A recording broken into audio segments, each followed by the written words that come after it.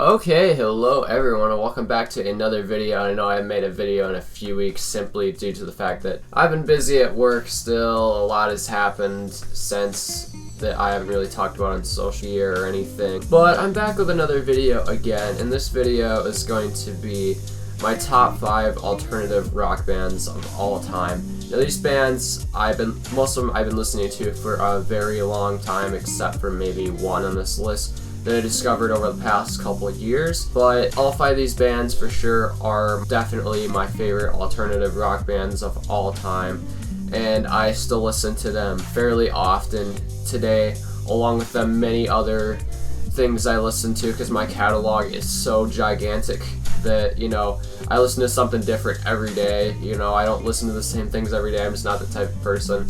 I'm such a big music fan that I listen to stuff different every single day. I don't really listen to the same stuff every day, rarely, if not rarely. So we're gonna get into this now. So number 5 is Queens of the Stone Age. Now, Queens of the Stone Age first started with Dave Grohl and the band for drumming for their first album, and they wrote all sorts of songs that you'd say are kind of like hard to understand the meaning or hard to really grasp fully, but when you fully grasp it, it's like, it is definitely fulfilling and definitely fits the groove. And I first discovered Queens of the Stone Age actually because of a game I played on PS2 way back in the day. It had Go With The Flow on it. It was called Motorstorm Arctic Edge, and it had Go With The Flow on it, and I really enjoyed it. I looked up the band, then I heard No One Knows and a few other singles that they released, and then started listening to their full albums like Clockwork, Songs for the Deaf. I haven't heard all of their albums yet, but the ones I have heard are great for sure, and definitely would make this list for my top 5 alternative rock bands of all time. So number 4 is Dinosaur Jr. Now Dinosaur Jr. kind of goes way back actually. Dinosaur Jr. is a pretty old band. I'm pretty sure they started like the late 70s, early 80s, but the instrumentation in this band is definitely great, especially their guitarist I really enjoy. He makes a great melody in a song. It makes some great solos and kind of has a bit of a punk influence as well. If you listen to it, it kind of does have a little bit of punk grooves in it, especially with songs like Start Chopping or Freak Scene especially. Freak Scene was actually the first song I heard because I listened to an old Blink-182 demo, like one of the first demos they ever did. And they did a cover of the song, and then I found out it was actually a cover of a Dinosaur Jr. song, which I never heard of the band before them.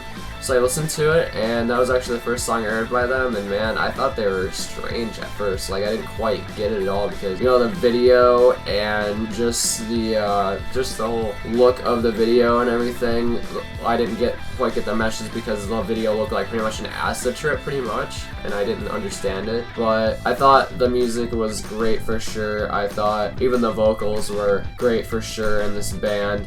And I've listened to 2 or 3 of their albums so far, and they've become one of my favorite bands of that era, especially as of alternative rock, so I definitely recommend them. And number 3 is Angels and Airwaves. Now Angels and Airwaves started when Tom DeLonge left Blink-182 and wanted to start something new that he's been planning on doing for a long time, and he started Angels and Airwaves, which was an alternative rock project kind of influenced by pop punk kind of a bit, that like he did in Blink-182, but so far they've released I think about 4 or 5 albums. I've listened to pretty much all of them at this point. I've enjoyed pretty much almost all of it, including their few EPs that they've released, and we're still waiting on that album to come out, the most recent album to come out. I'm not sure when the hell it's coming out, but a few of the singles have come out, and I've done reviews of them when they did, but still no new album. I don't know what has happened, but no new album yet for some reason. But Angels and Airwaves has always been a great melodic band for sure. The melody in this band is definitely what sticks out the most, and the messages as well do stick out heavily in the songs. And I've always thought Tom DeLonge was a great lyricist and great songwriter who I think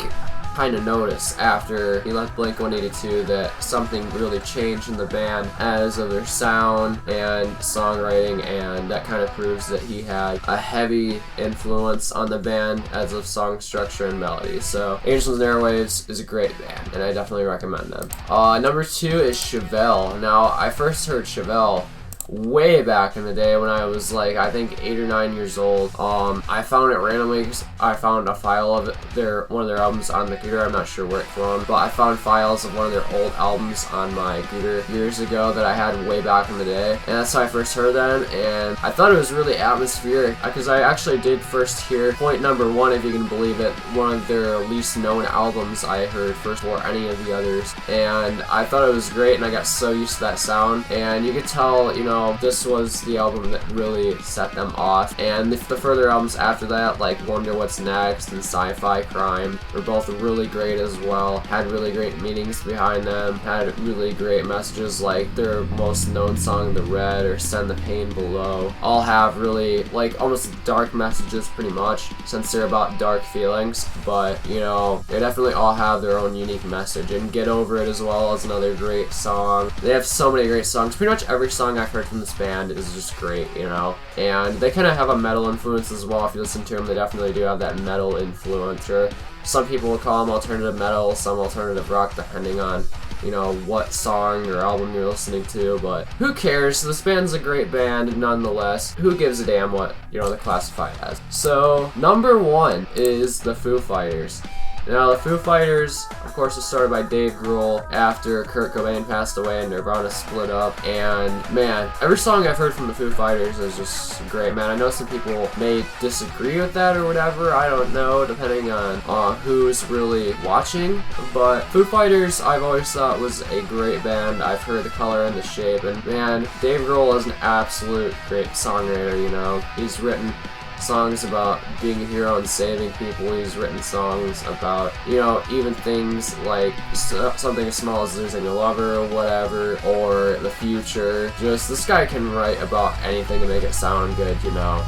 And I've always enjoyed Foo Fighters, even the most recent stuff I've enjoyed. Like their big single, The Sky is the Neighborhood, I thought that was a great song as well. And I definitely do think they still have their roots touched in with them, just with a little bit more of a modern touch to it nowadays, but not necessarily that's ruined it, but of course it's still good though, like I said. And those are my top 5 alternative rock bands of all time. Let me know what your guys' top favorite alternative rock bands are of all time, and I will see you guys later. Peace.